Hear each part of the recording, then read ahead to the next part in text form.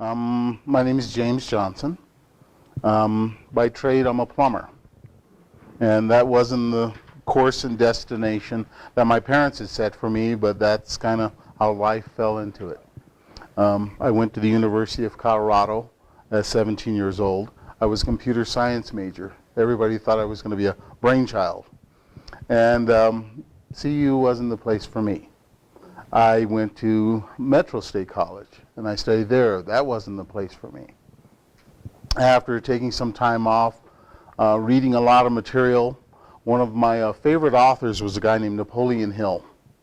And Napoleon Hill was commissioned by Andrew Carnegie in 1900 to write a philosophy of success, because he thought people with great information and great knowledge shouldn't die with that information, that it should be shared with all.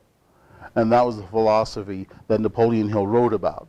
One of his most famous books was Think and Grow Rich, and Success Through a Positive Mental Attitude, and many other books that he wrote. Well, after reading this book, I decided there was no reason for me to go to college. I was going to find my destiny out there, and I knew just where it was. And driving around and talking with some friends, somehow I ended up in Golden, Colorado at Red Rocks Community College. And I thought, I want to study plumbing. And everyone was shocked. They thought, wow, we thought he was really going to be something. He was so smart as a kid. Now he's going to be a plumber. And that's what I was destined to do. But plumbing, for me, opened doors that I really had not a clue existed. They allowed me to be able to meet and interact with people I would never meet in any other circumstance. And then the other opportunity, living in Boulder, it allowed me access to people that were inaccessible. Whether you were a CEO, you were an executive, everyone has plumbing and it all breaks. And many times I would walk into a lot of the offices, people with three-piece suits, their briefcases, all ready to go, and I would walk in as a plumber. And they would think, what is this guy doing here? And I would walk to the front desk, and I would talk with the secretary, and I would say, well, I was here to see so-and-so. And she'd say, did you have an appointment? And a couple of the guys who were sitting on the bench were kind of snickering because they thought, what is this guy doing here? And I said, well, no, I didn't. But I told him if I had a break, I spoke with his wife, and I said I would drop by. And he says, hold it. He said if you showed up to interrupt him, no matter where they were at in the meeting. So the meeting stopped at that point, and he came out and he says, James, good you could be here. And put his hand around my shoulder, and he says, you know, we need to talk about this. And one of the guys stood up on the bench. And they said, Mr. So-and-so, I'm here. He says, yeah, I'll talk to you later. He says, James, you know, upstairs, we're having a problem with the bathroom. You know, and I told her I would get to it, and I didn't last week. But now somebody's got to get in there. Can you do it? I said, well, I got two other things I have to do, but then I could get to it after that. He says, well, here's the key to the house. You know where to go, and just drop it off when you're done. This was the opportunity that plumbing allowed me. And after doing it for more than 30 years, you develop a rapport. I'm working on almost a third generation with many of my clients. So you got a chance to know a lot of their background and a lot of their history. And they share things with you that they wouldn't normally share with others. And for many, that opened some doors that, like I said, I hadn't anticipated. I got a chance to meet individuals. One friend in particular, his name was J. Michael Hadley. He used to be president of Time Merrimack, Time magazine, and he came to Colorado basically to die. Mike was in his 80s, and his doctor said the weather there wouldn't be good for your health. He said, yeah, but it's a better place to die than here in St. Louis. So Mike moved to Colorado. And the first time I got a chance to meet Mike, I came into his house, because I do a lot of other things. Plumbing allows me a lot of flexibility. I came into Mike's house, and I saw this portrait sitting over the top of one of his doorways. And he says, well, James, this toilet is really giving me some problems. And I look up and I said, that's Ferdinand. He goes, yeah. But let me tell you, this toilet, it's been running, and then I'm having the tub, it's doing something else. I said, yeah, isn't that Archduke Ferdinand? He goes, oh, yeah. He goes, well, how do you know about that? I said, well, I teach reading programs in the schools. And I do anything from kindergarten to 8th grade. And when I go in and I talk with them, I talk with small groups of high school students, I go in and I tell them about, in my version of the first Romeo and Juliet. And a lot of times the kids, I get their attention immediately because they know I don't have a clue. That's Shakespeare. What is he talking about, Romeo and Juliet? And I said, well, because they were Serbian and Croat and they couldn't be together, they took poison and died. And when they died, the king, Archduke Ferdinand ascends to the throne, and when he ascends to the throne and is assassinated in Sarajevo, that was the start of World War I. And I said, yeah, but did you know about this? And we diverted from heading to the bathroom to his living room, where he displayed and showed me a lot of the other documentation and things he had collected over the time. So it really opened a lot of opportunity and a lot of doors for me. One of the interviews that I have recorded on here is with Mike Hadley as well. Because I told Mike, I said, you know, you have all this knowledge and all this information. You ought to share it with people out there. And he said, this was back 2005, 2006. He said, people don't care about this. And I said, yeah, they really do. He said, well, you tell them about it. I said, okay. So every time he had broken plumbing, I would take my camera with me. And so I would go and I would fix his plumbing, then we would do an interview about something. And on one particular occasion, I was fixing his plumbing, and we were working back to the bathroom, back in his master bathroom. And it was really tough for me to focus on getting to that bathroom when you're walking through a museum in someone's house.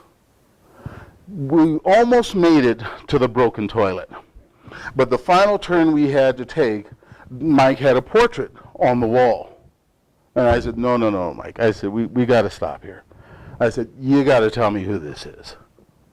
And of course, I screwed up the name because I was in my plumbing zone and trying to go back and forth between my plumbing zone and my history zone. I really messed it all up.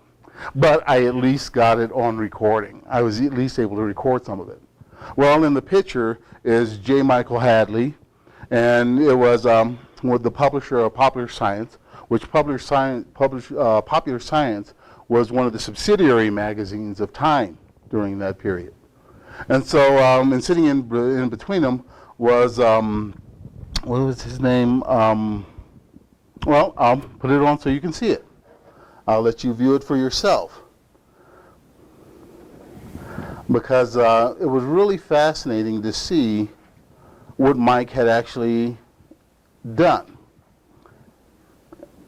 And don't pay attention to the dialogue because I had no intention of using these for any purpose. I had not a clue they would ever be of any type of use at the time that I recorded these.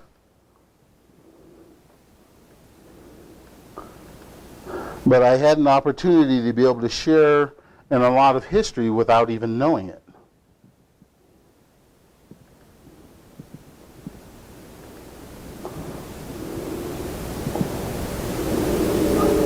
Let's see, popular videos, right here.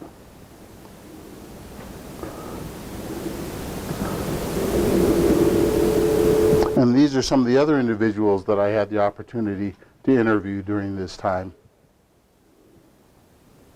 Coming into the site as a plumber.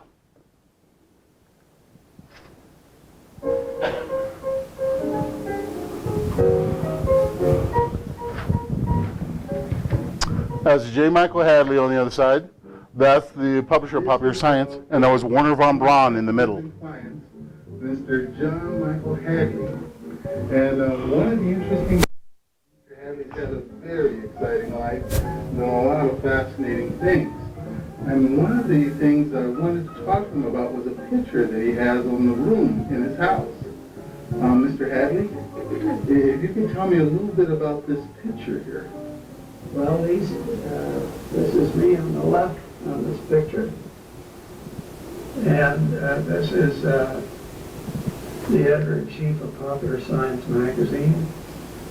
And the man in the middle is Dr. Werner von Braun, who led the the first development of rockets in Germany during World War II.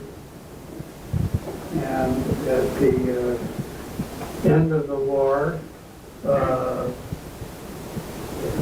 the U.S. military people had him marked to contact immediately, offer him an opportunity to immigrate to America. And how did you get a chance to meet with him? Well, I was president of Times Mirror magazines, which published all of ski and outdoor life and several other magazines. And Popular Science was just one of our magazines. Oh. And you grew up in Chicago? Yes. And you lived there until you moved to Colorado, and you retired to Colorado? No, I was raised in Chicago and worked all my adult life in New York City. Mm-hmm. I lived in Connecticut and commuted in every morning and back out to Greenwich. And then I retired at age 65. And you just celebrated Saturday your 80th birthday. That's right. Congratulations. I thought I'd make it. So when you got a chance to do a meeting with Werner von Braun, Don't pay attention. that was an interview that you were doing with him? Or? The editor, Dr. von Braun, had been a fan of the German edition of Popular Science most of his life. Mm-hmm. And he met our editor of Popular Science, and they got to know each other, and he said he would like very much to write for Popular Science magazine. Well, this is a busy guy. Yeah. Busy guy. Yeah. And he came to you because he wanted to write for Popular Science. That's right. Wow. And you had one over here where you were on the wall of the Kremlin. Was that the one here where you were on the balcony? Yeah, right here. And what year was this? That was 1953. That's May Day, 1953. This is the one of the Kremlin walls, Mm-hmm. and before the revolution, when the Tsar, ran Russia, this was the stable for the Kremlin. And this is pictures of some of the... Well, this is in front of the American Embassy. See, the American Embassy was right across the street. And you're on the balcony of it? Of the American Embassy? Yeah. And this was, I think, the same day that was taken. And these are all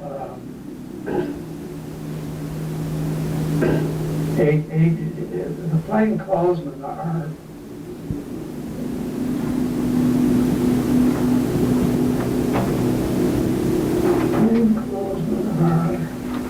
That was in KGB. This was before the KGB?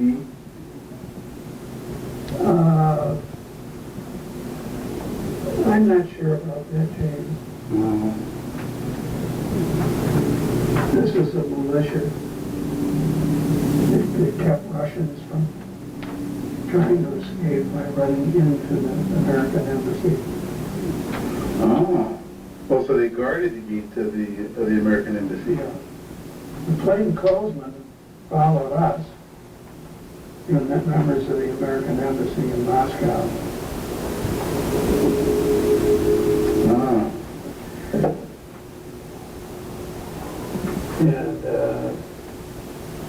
And when I left Moscow after a year and a half, they always have a farewell party.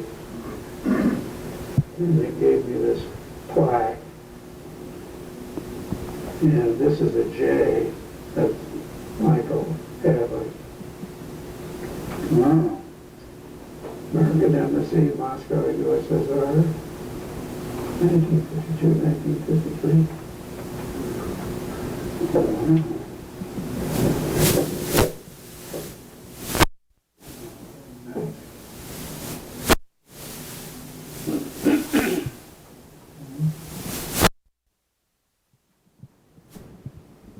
Wow. And this was, That was our ambassador. to Russia at that time. Yeah, yes. You got a map of the old Soviet Union. Yeah. Areas closed, 2 foreigners. That was all the, See, here is Western Europe, and then from here all the way over to here, except for China and a couple of other places. All of this was Russia. And then this is just Moscow. Here. but you were able to get in because of your credentials. Yeah. Wow. Yeah. Wow, amazing. Huh. I thought I had this.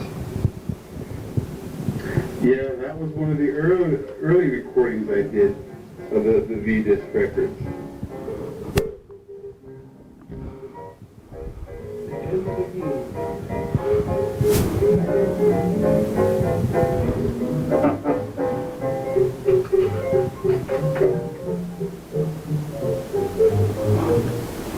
So being a plumber afforded me a lot of opportunities, and having my own business allowed me a lot of flexibility. So when I met a lot of the individuals and got to know them, I could spend time there and I could share their history and learn about things. So this was an opportunity I hadn't anticipated coming out of plumbing. But it was one, like I said, when I did these recordings, this was in 2006, I had not a clue what was going to happen with any of this information. I was just compiling it and collecting it. With my friend Freddie von Barthel. Freddie von Barthel, I met, well, one of the neighbors is close near Bruce, near my friend Bruce Kirshner, where his daughter lives in Colorado. And his daughter happened to have her dad out visiting from New Jersey on a weekend when there was an article published in the Boulder Camera about the music I was restoring. And Freddie had read the article that morning and called me right up. He was never one to delay on anything. He called me up and he says, "You're doing something with this music here." He says, "You know, I want to talk to you." I said, "Sure, we can schedule a time." He said, "I'm only here for a few days and I'm going back to New Jersey." I said, "Hey, I can meet you this morning." So I canceled the appointments I had then, which weren't anything serious, and I went over and I met with him. And I was blown away, because Freddie was in the 78th Infantry. He had these records that he wanted to transfer to CD. This is one of them from the John Erickson. He had kept these records. They had been in his basement years. And they had sat there until he came out and visited his daughter in Louisville, Colorado, and read the article about me, then went downstairs and looked, and they were still there. These were two original, this is one of the 2 original albums I have that he had on the John Erickson that he just brought home. Went over, these were V-Disc recordings, but they were done on different size formats and different media for the different ships. The John Erickson, which I have a segment on my website talking about the John Erickson, which was the Swedish cruise ship that he was on, he would listen to these in the bow of the ship. And it was really fascinating to learn about it, and got him in connection with some of my friends here in Colorado to have these restored. And then Freddie came over and did an interview with me. And I have an interview as well with Freddie. Well, Freddie called me up a couple of years after that, and he always went by Freddie. You know, I mean, it was interesting with all the individuals that I got to meet over time. I mean, Freddie would call at just the right time. He called me one year, just before my birthday, my birthday's December 12th. He calls December 11th. And he says, Jimmy, I got somebody you got to talk to. He says, this guy's got some information for you. And it's really important. You need to talk with him. And I said, oh, okay, great. You know, I said, if you can give me some information on him, I'll see what I can learn about him before I actually get to talk with him. And he says, yeah, I'm going to have him call you because this is somebody you definitely need to meet. Well, in my story, it starts back with my first V-disc. The first V-disc I ever heard was number 451. It was a reunion album between Tommy Dorsey and Jimmy Dorsey, which if anyone knows the history of the musicians, Tommy and Jimmy Dorsey hated each other.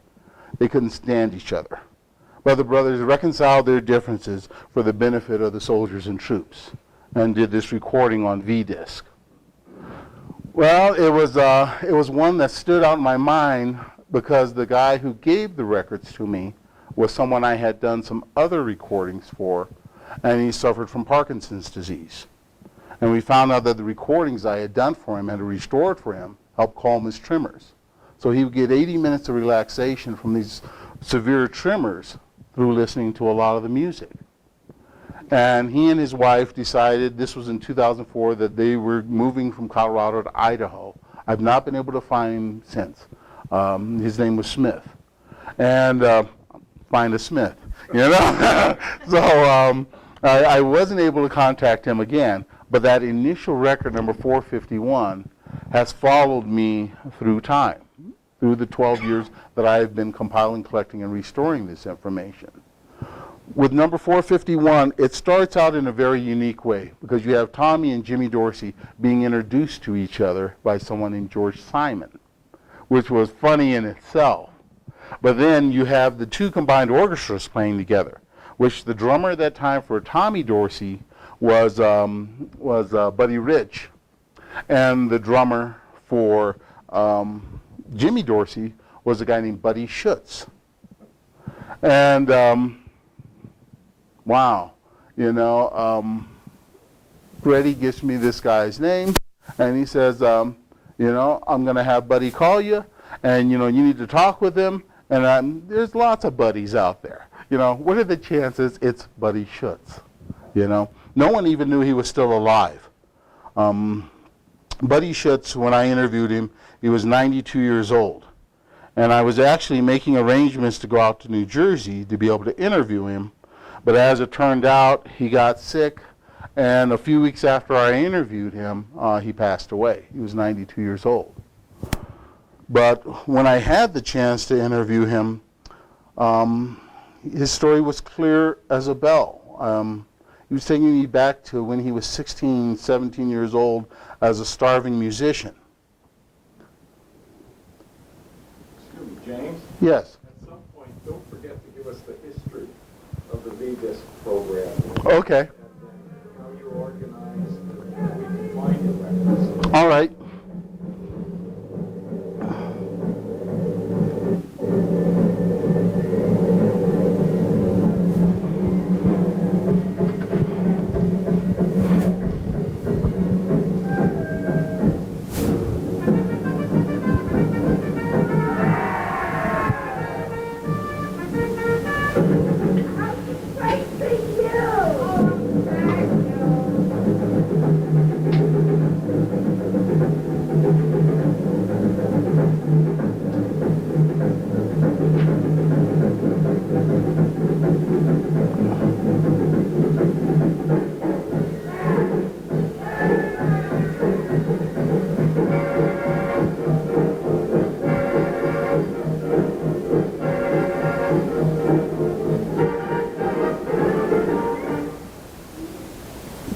Hello? Yes, I'm trying to reach Mr. Buddy Schutz. Yes. My name is James Johnson. Oh, yes, yes. How are you? All right. Freddie, my father told me about you. Is this a good time to call, or? No, that's all right. This is okay? Yeah. What are we going to do? I'm fascinated in your participation in the V-disc program. In the which program? V-disc? When you played with the Dorothies and the combined band? Oh, that one you mean? Oh, that's, yeah. And also, I know you had done some work just with Timmy Dorsey there. Yeah. Got those two bands together. Yes, I was wondering if you could tell me about that, how that happened and was set up. I hate to say this, but I had no idea of what was up. We just told them we were going to do a session with the two bands together. And that's what we did. We had this, two drummers, Rich and I were more or less back, up in the back, and then came down into the basses, and then to the guitars, and to the pianos, and then to the reeds, and the brass, and then the reeds, more or less, you know. Uh-huh. I mean, they put some on the side, but the brass and up on the back were people, more or less, you know. But that's the way they did it, and as I say, we had no information on it, but we were doing a read disc, that's all we knew, you know. Did they tell you anything about the program ahead of time? Yes, no, it's just like we're going to do a record day, you know. And then George Simon came in, and he was reviewing the band, and he said he just heard that there's a lot of drummers in the world. Richard, well, they got them there was awesome, but actually it was that whole mob there, you know, all these heavy guys, you know, and I was figuring I would maybe play it cool because I knew Rich was going to kill me anyway. So I just did, like, you know, Raymond Jimmy style, like, you know, six bump, with that law. And I just said, you heard this, right? Yeah. And the last part there, like, he really killed me. I mean, he doubled up everything. It's not even unbelievable.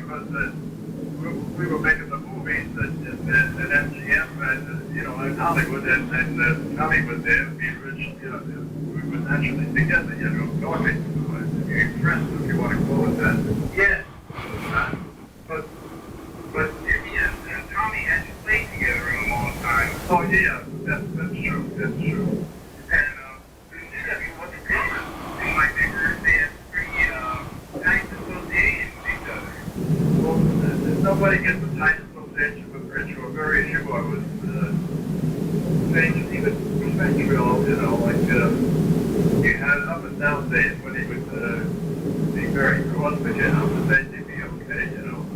He was respectful. But I know, like when I joined Goodman,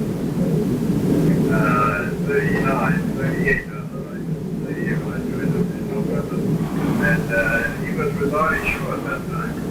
So then we both, you know, Shaw and Goodman and so forth, we were running parallel to one another, you know.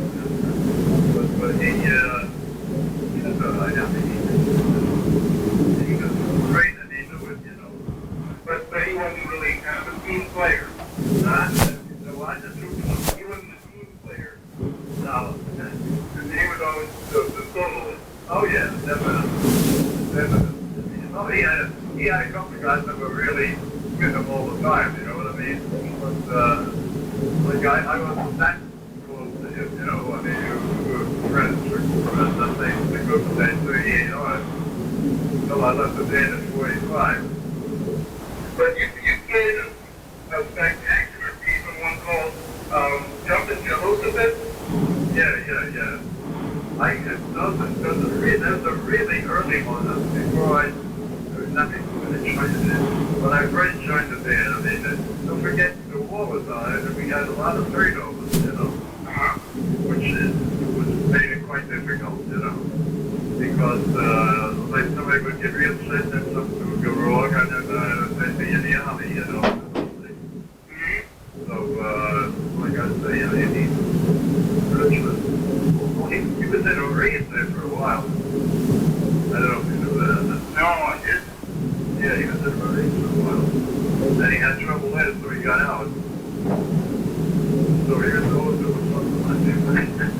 Now I understand that in 1942 is when Petrillo. So there are a lot of interviews of this sort on my site.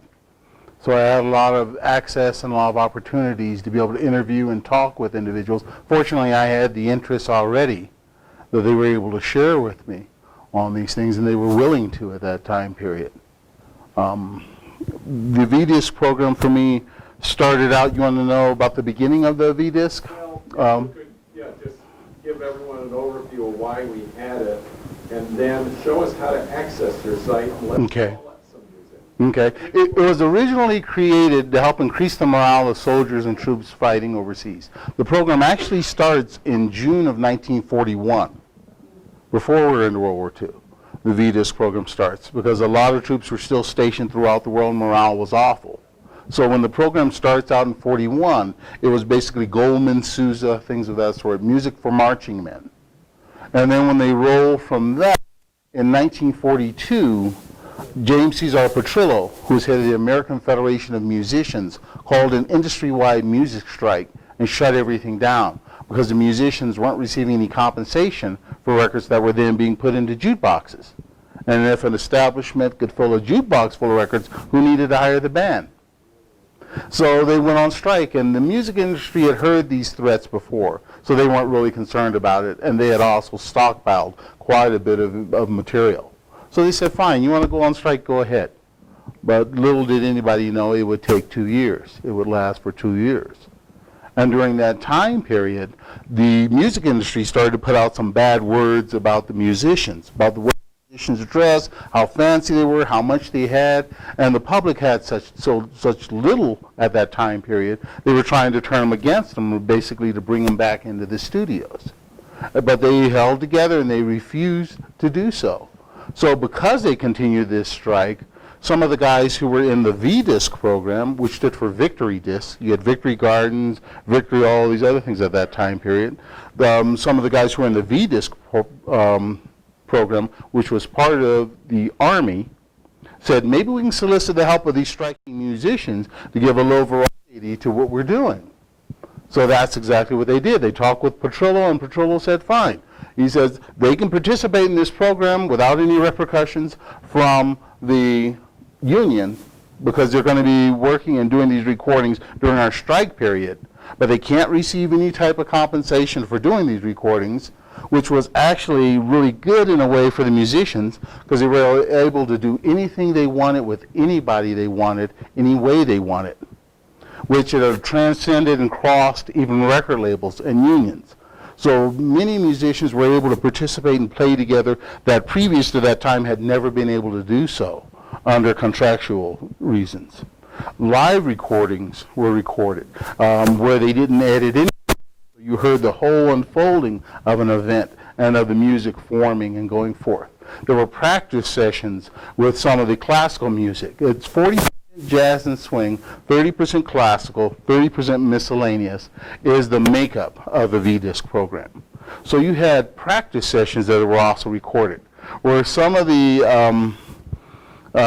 conductors showed a different side of themselves from what you might have seen them on the podium at the day of their performance. So you see some of the offsides of Arturo Toscanini and some of the other individuals. You get a chance to see what their personalities were really like when nobody was watching, but they were being recorded. So it was all done in a lot of fun and, unbeknownst to a lot of people, recording historic events as it went along. Any questions at this point? Did they ever get compensated for the work they did on the VDisc? No, because the VDisc program was still never recognized. One of the stipulations on the program said that after the completion of the program, all the VDisc were supposed to be collected, compiled, and destroyed. Now, it was only supposed to go to the end of the official recording date start was October of 1943. It was only supposed to go to the end of World War II at that point. At the end of World War II, the program was so popular, it got picked up as part of the Marshall Plan and got an extended life till May of 1949. Between that time period, 905 official albums were recorded in the V-Disc program. Yet again, 40% jazz and swing, 30% classical, 30% miscellaneous. And because of the open format and the different materials that they were using to make the records out of, they originally started off with the shellac, but then we no longer had access to the raw materials to make the shellac records. And they went to Formvar and Vinylite, which the Formvar and Vinylite were what we know of as the unbreakable records today. So there are some examples of those here, which you're certainly welcome to look at and pass around. You don't have to worry about that. These are just some that are traveling records. And you can see how flexible some of these are, and they're not very heavy. You can just pass them right on around. And so this also made it easier to ship, because these were quite a bit lighter than packing a box of shellac. Now, when the initial shipments started out, the initial shipments were coming out in boxes. This actually, right here, was a Navy box, right here. And this one held 20 at that time, but the first boxes held 30 records. So when they were shellac, there were a lot of heavy records. And also, the shipping was tough, and the mobility, and they were very brittle. So many of them would show up cracked, if not completely broken. So when they moved to some of the other materials, it made it more durable and lighter to ship, obviously. So they had the V-Disc records that were shipped out. You had a magazine that later on was introduced that was called a hit kit. Now the hit kits held the music and the lyrics to all the songs. So you wonder how some people knew all the lyrics to all the songs. Oh, how do you know that song? You know, it's kind of obscure. Well, they had these booklets that had all the music that could be played if they had a piano available, and then they had all the lyrics to them. They also came in a shipment, and they had pamphlets that were issued out in some areas, where you had these pamphlets that came out that were personal. You could hand out. They would come out in groups of 50, and you had all the words and all the lyrics to the songs that were in the booklets, so you could sing along with it. And I had someone ask me once, they said, well, how are they going to be able to listen to any of this? They're out in the middle of the field. They didn't have electric. Well, therefore, you have the turntable. I will put that one on. That was the original V-Disc player right there. That was a Navy issue unit right there. So you cranked it up to get it to play? You would wind it up, and the record player would play. Now it's interesting, wrong one there. It's interesting when talking to some people about what they had experienced and the songs they knew and how they heard them. Can we get back to that? Let's see. I lost my site. There we go. It was interesting when I talked with some people, and they sang songs that to me sounded off-key. But this is a wind-up record player, so I don't know exactly what octave they heard it at, depending on how many times they cranked it. You know, it might have sounded like an alto, or it might have sounded like a tenor, it might have sounded like a baritone when it was winding down. So there were variations, and you would listen to the records and they'd say, well, yeah, I don't remember it this way. It didn't sound quite, this was more of a ballad. This one was really slow. I'm thinking, well, somebody hadn't winded the record player back up. And one guy I got a chance to interview, he said, you never wanted to be low man on the totem pole, because when they were stationed overseas, they would put the record player far away from where they were hiding. Because when they played it, if somebody was coming or they were going to be attacked, they would go towards where the music was. So whoever had to go change the records were they kind of had their neck on the line out there. So you enjoyed when they came out with the long play records, because someone didn't have to go out as often to change it. And they were also kind of quite suspicious going out to that point. But if they thought that might have been a possibility why the survival rate on the record players was low. They thought that the record players had received a lot of mortar fire in many cases, because that's what was being focused in on. When spotters were coming in thinking people would be hiding out, they would focus on where they heard the music. So this was one of the original players, but I said like this one was a Navy issue. Army also had V-Disc players. Now this is my website, vdiscdaddy.com. And vdiscdaddy.com houses all the information on the program that I've compiled over the last 12 years.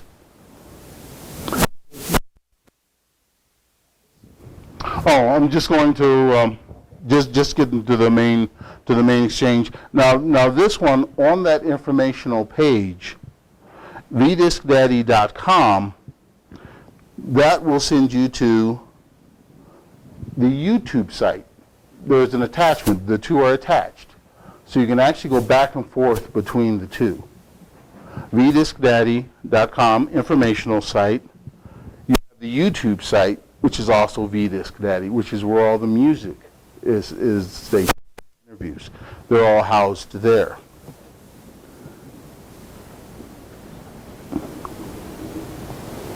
The tabs are easily accessible. You just click on the tab.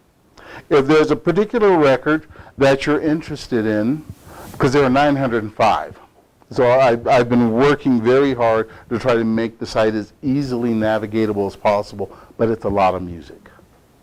So from the vdiscdaddy.com site, you can click on what's called the vDisc list. This is the Army issue. This was the Army label, which was the red label. It was the original label that was issued in the vDisc. This is what the one started in October of 1943. This is what the label looked like. Later on in the program, you can see there's a big number difference. Later on in the program, the Navy joined in with the vDisc program, but there was a bit of a dispute they had there, which will surprise you, I understand. Yes. So the Army had opened it up and said, you know, we're having this music program, you know, to help increase the morale of soldiers and troops. And basically, the Navy and the Marines said, our troops don't need morale boosters. So that's one of the reasons why you have a discrepancy in the numbers that are going on. So 506 was the original lineage of vDisc. Later on, when the Navy joins in and the Special Services Marines join in, that's why you have a differentiation in the numbers due to the labels. They came in about 200 or 360 later. And then they joined in, but they all merged together at about 515. That was the end of World War II. All the labels merged together under one unified label that had all of the different armed forces labeled on there. You'll see that overview on the back side of your handout.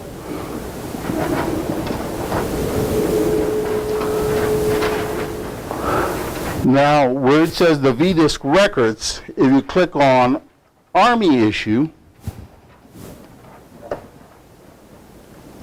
and it's easy to blow them up on your home computer. Reduce the size of this, about 75 or 100, let's see.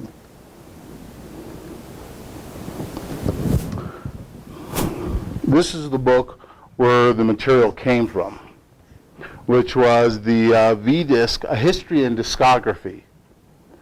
This was a very hard book to acquire.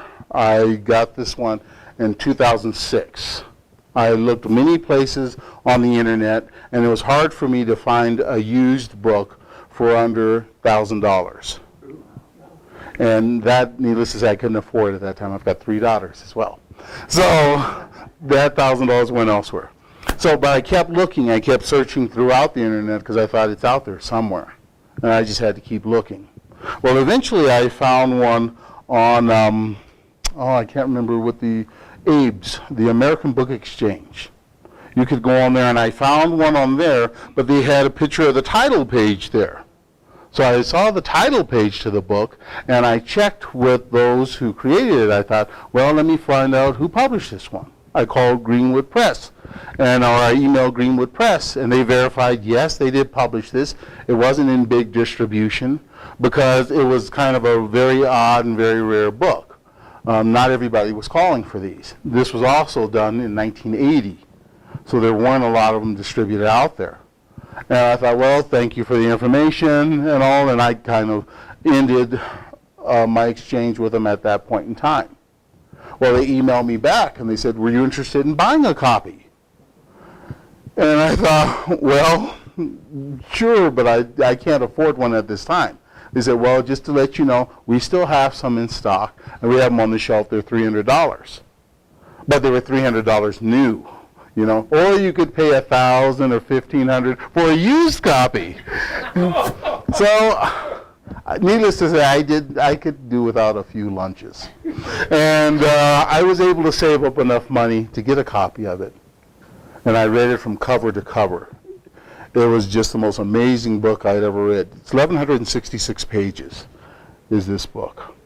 And it had all this information on the musicians, on the record recordings, the whole listing. And I started reading on that. I got an email from a man who had noticed the record purchases I was making on eBay, finding these during the early days. And he said, I noticed by your interest in the V-Disc program. He says, are you a collector? And I explained to him I was just starting out with it, and I was just learning about it. And I said, but I had found this great book, the V-Disc, A History and Discography. And I said, it was a great book, and it was really helping me learn about the program. Even though some of the material I hadn't been able to find yet, I at least knew it existed out there. And he said, Richard Sears, who was the guy who wrote the book, he said, Richard Sears' life was really sad. I still don't know for sure what happened with him, but the guy who I was talking with was a guy named Michael Aries. Now, Michael Aries was one of the writers of this book. He lives in Vienna, Austria. He's a retired doctor now. And we've been in contact for the last 6 or 7 years. Yes? Okay, James, how do I find my favorite artist, you know, let's say Judy Garland on your site? Right. Or if you're just fishing. That's why I just went to the book. I was going to show you on the book. You can go to the book, you can go down to the pages, 41 pages, and you can click through those randomly, and you can blow them up on your home computer.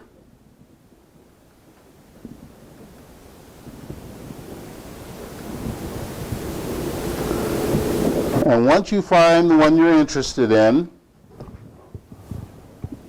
V-Disc record number 1, B. Wayne, you can see the songs that she wrote, the songs that are recorded on V-Disc, what the release was. Once you know what number, what artist you're interested in, then you can go to my home page, which is that connection, V-Disc Daddy. Let's see, that's the home. Go to the home page, V-Disc Daddy, click onto that.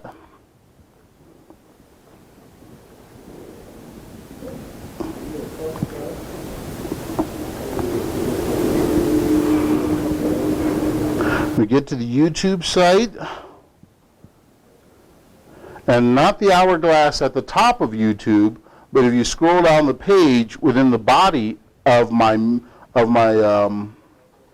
page, there's another hourglass right here next to About. Click on that. You can either type in a name or you can type in a number to be able. I'm trying to make it as easily to navigate as possible. There's 1,177 videos on my YouTube site.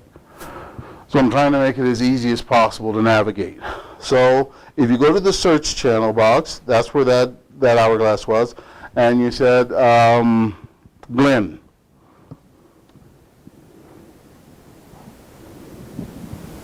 And push return, push enter. All the ones with Glenn Miller will come up then. When those come up at that point, all you have to do is just click on the record.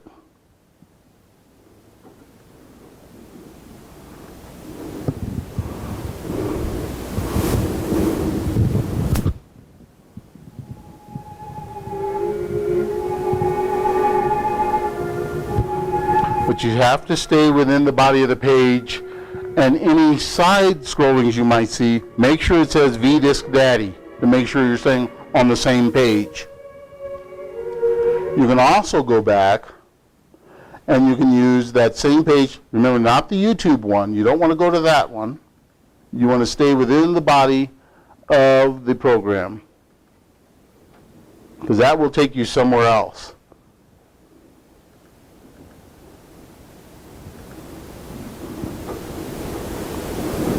So if I do it with a number, I would go in and I could do 65A. Let's see, click on that one, 65A, and push enter. 65A comes up. Then I can yet again just click on the record cover. This is Captain Glenn Miller speaking for the Army Air Forces Training Command Orchestra. We hope that you soldiers of the Allied forces enjoy the V-Disc that we're making just for you. So that's how you would access the library of music. Any names or anything you want to test with? Does anybody have one they've thought of?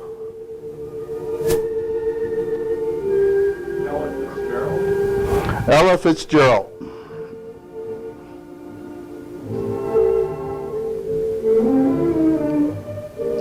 Reduce the size of that again. I go back to my page because you see the different listings on the side. There are other variations of music out there. Now, if you see one, like you have Jedi Warrior, if you go there, you're into a different site altogether. So any establishment, you want to make sure it says V-Disc Daddy. That will make sure that you're within the same body of the V-Disc page that I had. Otherwise, there are other variations out there that others have posted, and you end up on a different site altogether.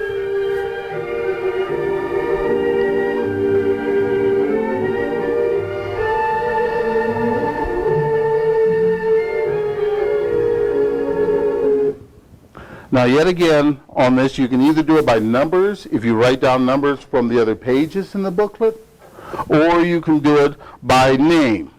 I happen to know one right off that I want to do, and actually, it's easier accessible for me when I type in Buddy, just because I know it that way. It was a really odd record. And that is number, and I can just put in Buddy, B-U-D-D-Y, and push enter. Okay, click on the record.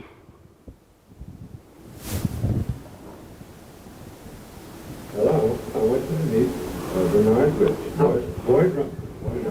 How do you do, Mr. Fitzgerald? Gerald, please. Been a fan of yours for a long time. I've been a fan of yours. Thanks a lot. What do you think of those members you got? You're crazy without him, I tell you that. Well, I think that's enough song. Could you two think of you might sketch a I feel much more room behind the ever-loving back there. Well, the ever-loving has been displayed in its greatest day, and now we want to see you at your work. Well, that's the anything that helps. Well, you should give one of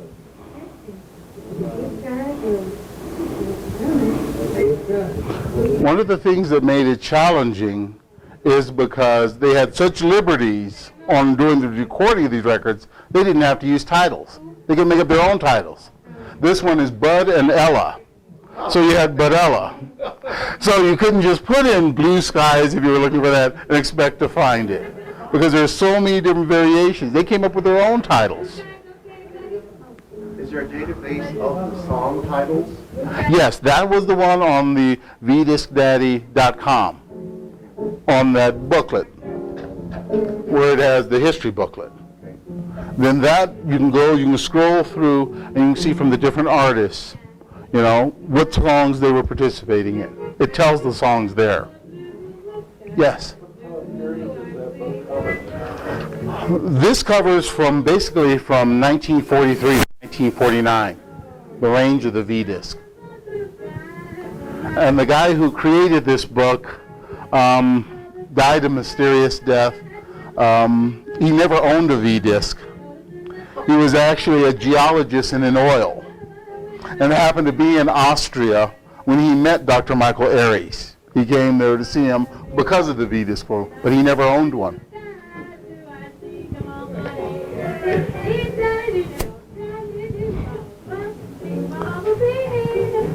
James, why don't we wrap it up? Okay. So, any final questions on being able to navigate that? Yes. You mentioned that there are so many official discs. That means there must be some unofficial discs. Exactly. Say something about that? Which on my website, there's a section, and those are what I consider the rarest of the V-disc. There were something that were called test pressings. So there were albums that were made that were test pressings, and the test pressings were basically all of the information on those was handwritten because they were records that were created, and I also have a video explaining what test pressings are. They were created to make sure that all the lines and grooves and the holes were centered in the records before they were mass produced. So there were many that were approved. They had a possibility of up to 10,000 records that could have been recorded within the V-disc program, but 905 were chosen within that window. And so there were some test pressings that were made that were never actually issued. I've been able to acquire a few of those. But they were signed off, they're signed and autographed and okayed for use in the V-disc program, but they were never issued. Yes. Yes, but they only had one side. They only had one side. They were one-sided, and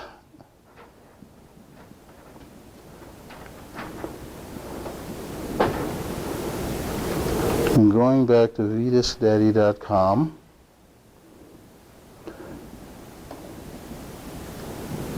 And there is a section on the side here that says test pressings.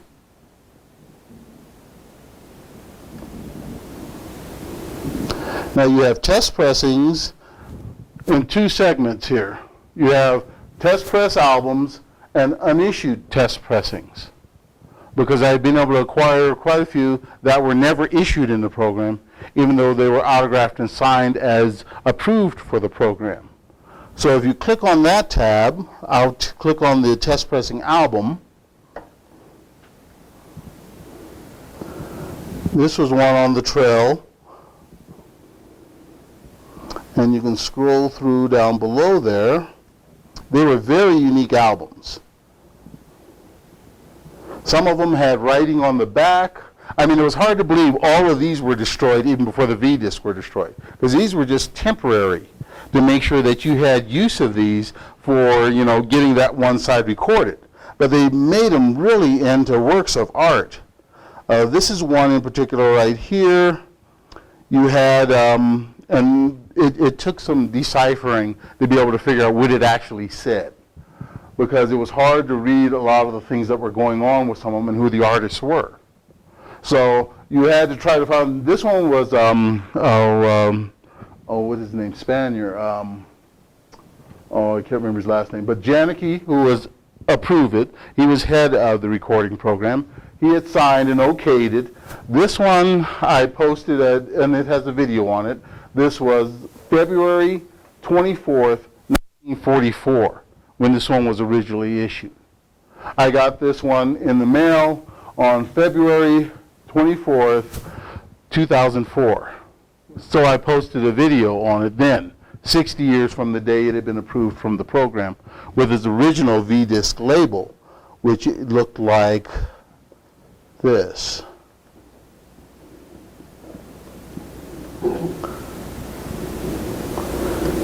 Out to be V-disc number 211. So they had a stockpile of these, and it was just dependent upon whether they put them out there or not, you know, whether they became in the V-disc program. And when it ends in May of 1949, that was the cutoff, 905. Although there were some that were out there that had just never been issued. Well, thank you, James.